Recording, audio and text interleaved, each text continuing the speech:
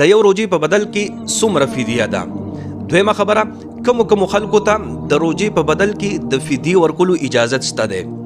دریمه خبره، دا فدیه به مونږ چاته ورکو، کوم خلکو ته ورکول شي او کوم خلکو ته نش ورکولې. نو دا درې واړه خبرې زه په مختصر الفاظو کې په دې ویډیو کې تاسو ته بیانوم.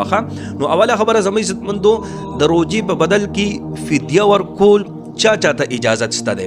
نو زموږ عزتمندو دا دوه قسمه خلک دي چې د روجي اونې نسی او د دې روجي په بدل کې غریبانو ته فدیه ورکي. نو دا دوه قسمه خلک دي. اول نمبر هغه بوډا چې هغه انتهایی زیات بوډا شوی دی، کمزورې شوی دی او دی اوس د روجي طاقت بالکل نه لري.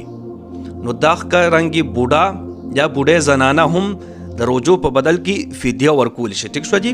دویم نمبر هغه بیمار چې هغه داسې بیماری کې مبتلا دی چې هغه ټول عمر دپاره بیماری ده، دا صحتمند کېدو امید مکمل ختم دی. ډاکټران هم بس ورته ویلي دي چې ته بس نور نه سمیږي، ستا دا بیماری چې ده دا همیشه د پاره ده او دغه بیماری داسې ده چې د دې د وجې نه دی روجي طاقت نه لري.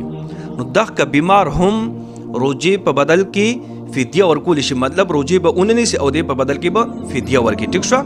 اوس فدیه څومره ده زموږ عزتمندو؟ نو یوې روجي په بدل کې یوه سرسایه ده. ټیک شو. چې یو سرسایه څومره وي که نه، دا به د یوې روجي په بدل کې تاسو ورکوئ.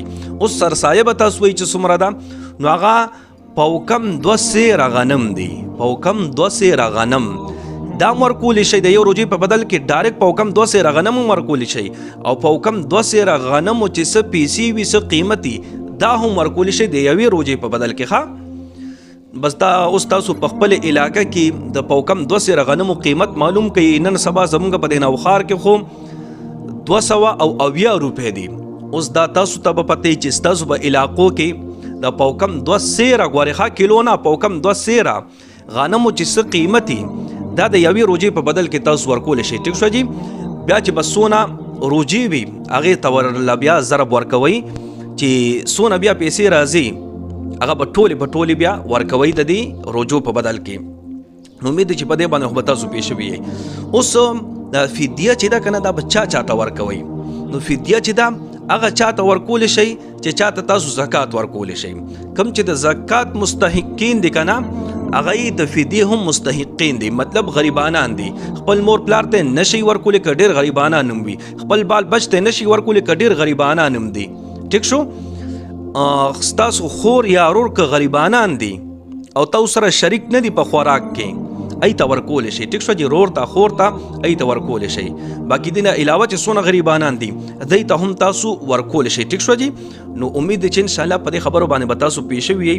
که بیا هم باقي څه تپوس وي څه سوال کمنټ وکړئ، ان شاء الله جواب به درته درکړم. ټیک شو جی. الله رب العزت مو خوشحاله باد ساته. دعاګانې کوي، دعاګانې به کوو. الله په امان.